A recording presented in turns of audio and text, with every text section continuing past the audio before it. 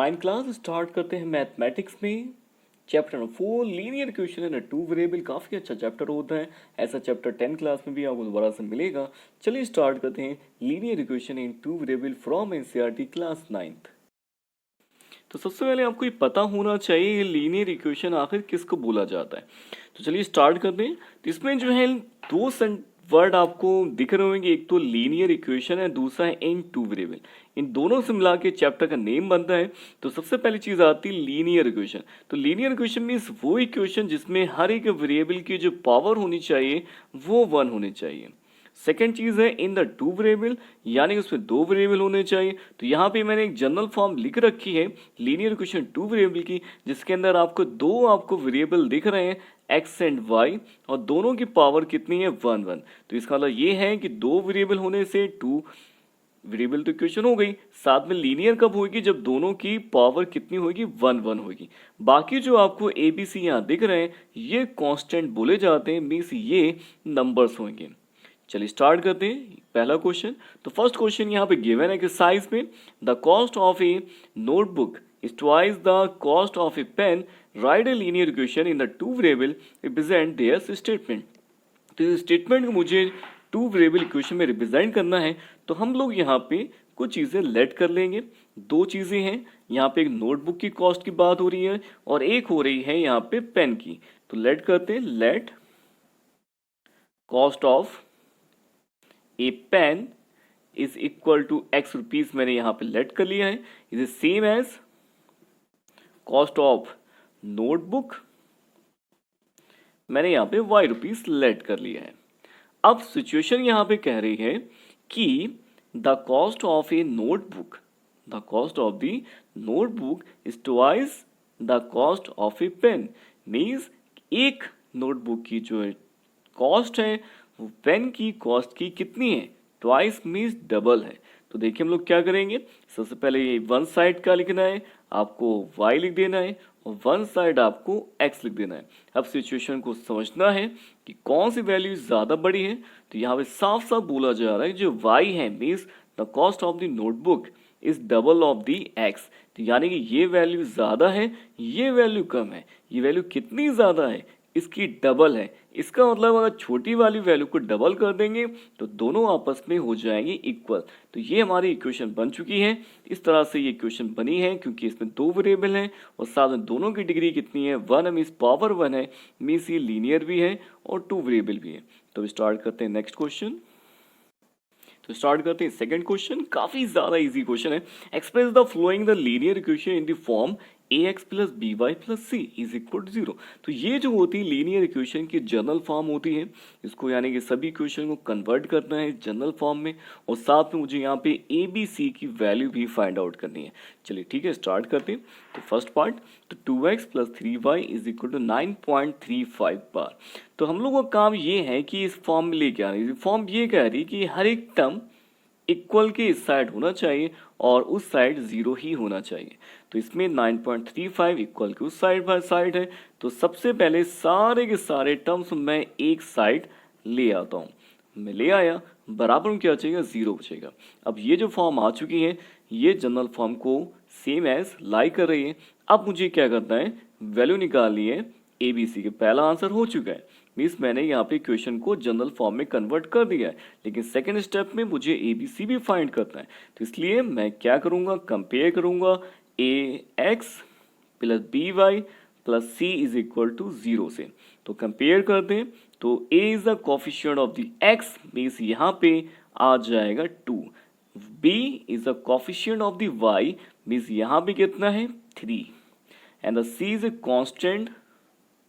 अगर निगेटिव का है तो निगेटिव का ही आपको शो करना है। तो same as is second part. तो सेकेंड पार्ट में सबसे पहले यहाँ पे equation A X plus B Y plus C में ऑलरेडी कन्वर्टेड है क्योंकि इक्वल टू 0 है, लेकिन हमारे पास ए बी सी जो होने चाहिए ये होल नंबर्स हो तो ज़्यादा बेटर है। तो ये अपॉन में 5 आ गया। तो सबसे पहले क्या करते हैं, इस 5 को चेंज कर लेते हैं। जब भी अपॉन में नंबर हो आप एलसीएम लीजिए, एलसीएम लेने के बाद जो भी अपॉन में आ जाए उसको फौरन जो है 0 के साइड ट्रांसफर कर दीजिए, मीन्स क्रॉस मल्टीप्लाई कर लीजिए, जिससे वो हो जाएगा 0 हो जाएगा, 0 इंटू 5 0 ही होगा। तो ये जनरल फॉर्म में कन्वर्ट हो चुका है।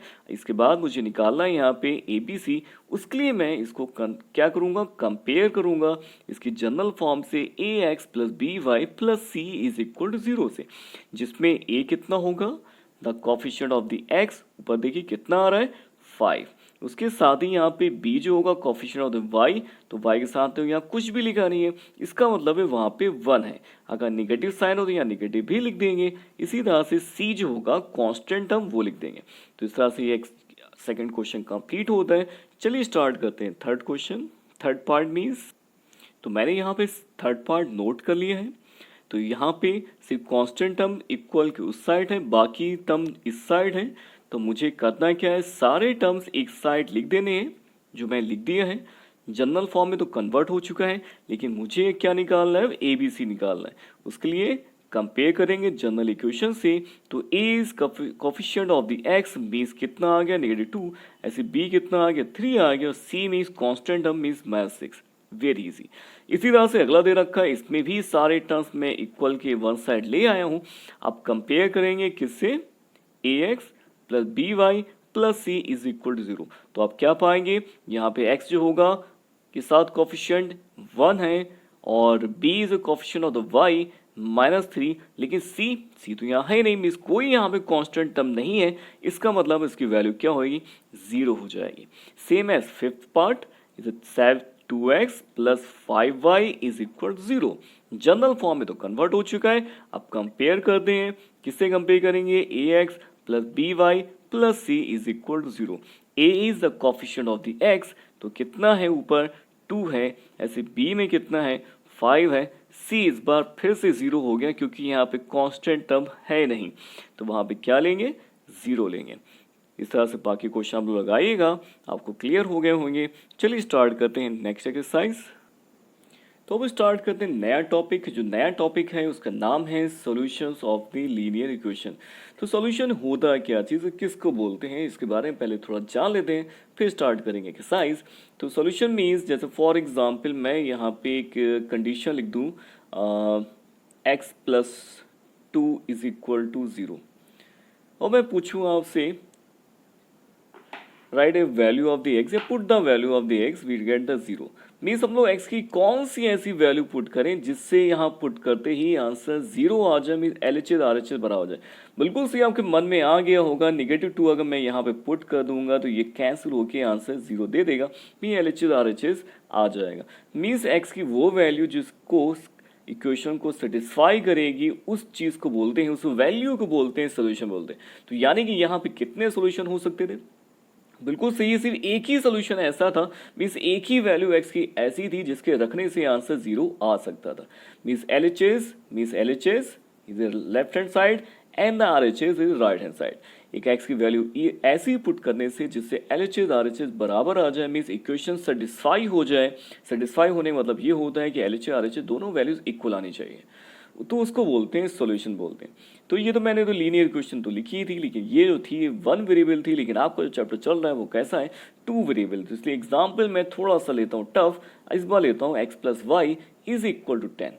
तो इस बार आपको जो वैल्यू सोचनी है, आपको दोनों सोचनी है, x की वैल्यू सोचनी है और आपको y की वैल्यू सोचनी है। तो बताइए कोई ऐसी वैल्यू या सोचिए जिनके पुट करने से ये इक्वल टू 10 आ जाए।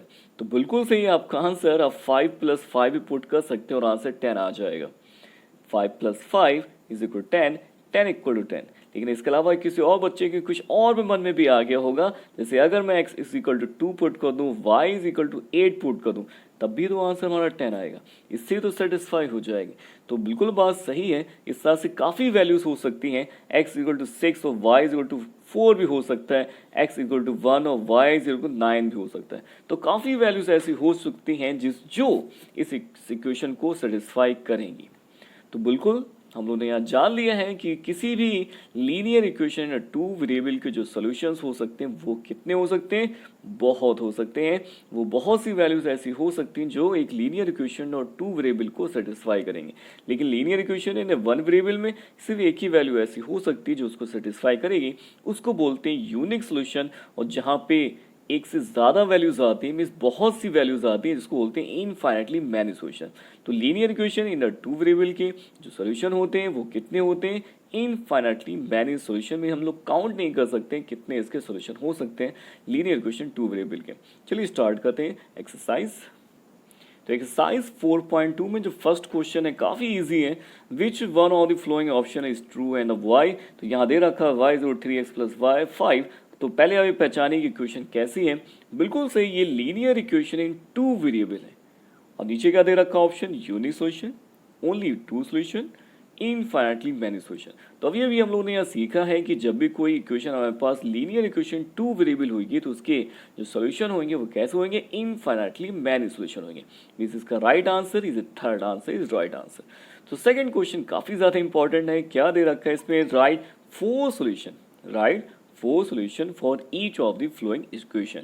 तो यहाँ पे लीनियर इक्वेशन है, टू वेरिएबल दे रखी है और उसके मुझे सोल्यूशन कितने निकालने हैं, फोर सोल्यूशन निकालने। चलिए सीखते हैं किस तरह से इनके सोल्यूशन निकाले जा सकते हैं।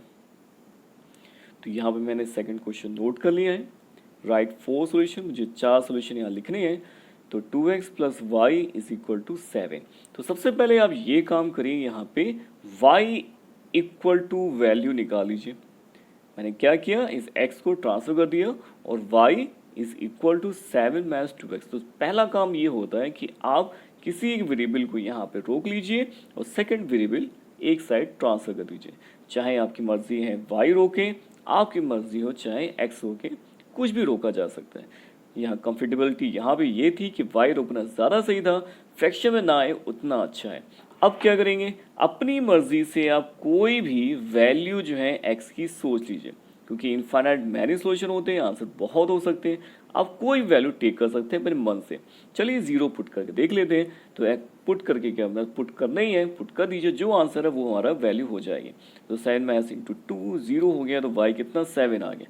तो यानी फर्स्ट सोल्यूशन हमारा हो गया है x equal to 0, y is equal to 7, पहला सोल्यूशन हो गया। इसी तरह से आप कुछ और पुट कर सकते हैं, आपकी जो मर्जी है। चलिए 1 पुट कर देते हैं। तो 1 पुट करेंगे, 7 माइनस 2 ने y कितना आ गया, आपका 5 आ गया। तो सोल्यूशन कितना आ गया, x इक्वल टू 1 और y इक्वल टू 5। और ऐसा नहीं कि पॉजिटिव पुट करें, हम लोग निगेटिव भी पुट कर सकते। चलिए निगेटिव 1 पुट कर देते हैं। तो कितना आ जाएगा, 9 आ जाएगा। तो सोल्यूशन कितना हो गया, ये आ गया।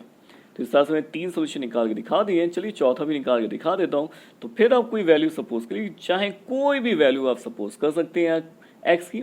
चलिए इस बार 2 सपोज कर लेते हैं और इसमें यहाँ पे पुट कर देते हैं।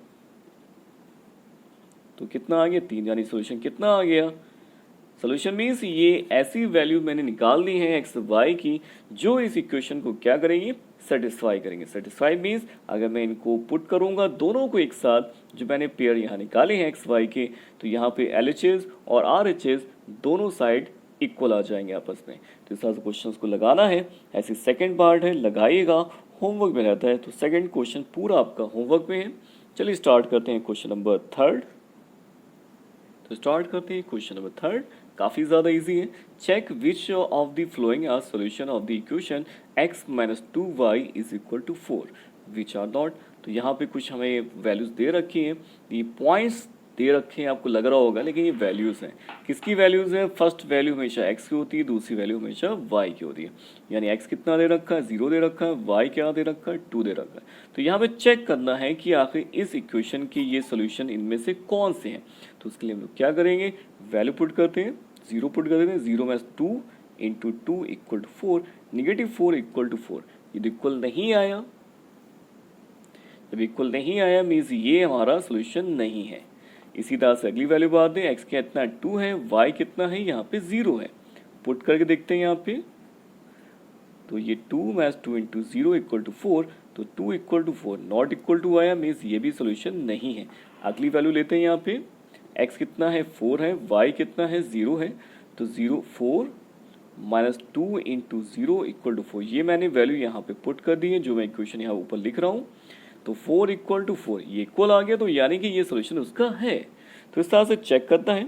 ऐसी बाकी वैल्यूज और भी इसमें दे रखी हैं, उनको पुट करिएगा, जिनसे LHS RHS इक्वल आएगा वो आपके इक्वेशन के सोल्यूशन हो जाएंगे। तो बाकी रिमेनिंग क्वेश्चन आपके होमवर्क में लगाइएगा। मिलते हैं नेक्स्ट वीडियो में नेक्स्ट एक्सरसाइज के साथ।